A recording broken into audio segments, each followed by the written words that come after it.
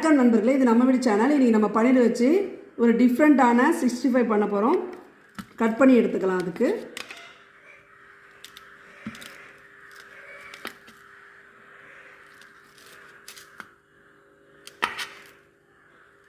இந்த மாதிரி ஸ்லைஸாக கட் பண்ணிக்கலாம்.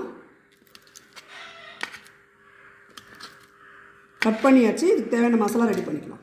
நம்ம மசாலா ரெடி பண்ணிடலாம். ஃபஸ்ட்டு நான் 65 மசாலா எடுத்துக்கிறேன். ஒரு ஸ்பூனு,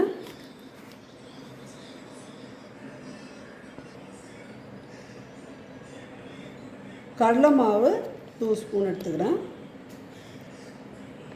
இப்போது நான் கார்ன்ஃப்ளெக்ஸ் மாவுல எல்லோ கலர் கார்ன்ஃப்ளெக்ஸ் மாவு 2 ஸ்பூன் எடுத்துக்கிறேன். மைதா 1 ஸ்பூன் எடுத்துக்கிறேன். உப்பு தேவைக்கப்போ சேர்த்துக்கலாம். இப்போது நம்ம தேவையான அளவு தண்ணி ஊற்றி இதை பிசைஞ்சிக்கலாம்.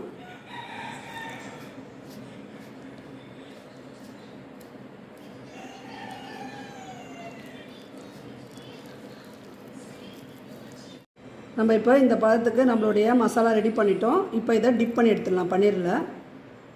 இப்போ நம்ம ஒரு பீஸாக எடுத்து இதை டிப் பண்ணி வச்சிடலாம்.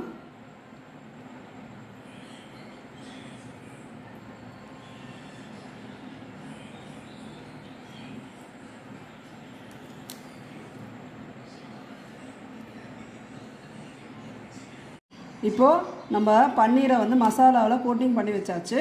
இப்போ அடுத்து நம்ம பிரெட் க்ரம்ஸில் நம்ம இதை டிப் பண்ணி எடுக்கணும்.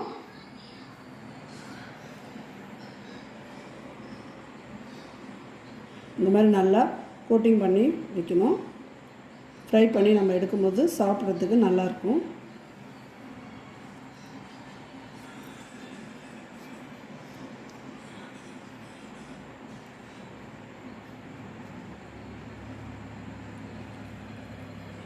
இது நம்ம வீட்டில் இருக்கும்போது கடையில் எதுவும் வாங்கி சாப்பிடாம வீட்டிலேயே ஒரு நல்ல ஸ்நாக்ஸாக இருக்கும்.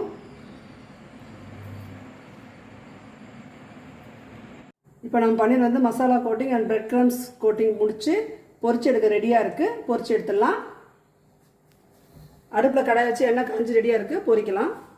ஒன்று ஒன்றா எடுத்து எண்ணெயில் வச்சிடலாம்.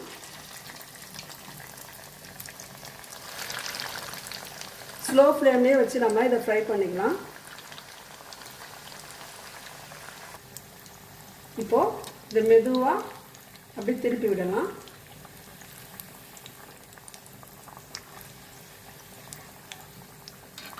அப்போ தான் நமக்கு நல்லா பொரிஞ்சு வரும்.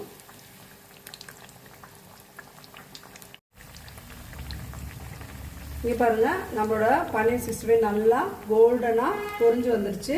இப்போ இதை எடுத்து சர்வ் பண்ணிடலாம். நம்மளோட ஈவினிங் ஸ்நாக்ஸ் புது விதமான பன்னீர் 65 ரெடி ஆயிடுச்சு. இந்த வீடியோ பிடிச்சிருந்தா லைக் பண்ணுங்கள், ஷேர் பண்ணுங்கள், மறக்காமல் சப்ஸ்கிரைப் பண்ணுங்கள். நன்றி.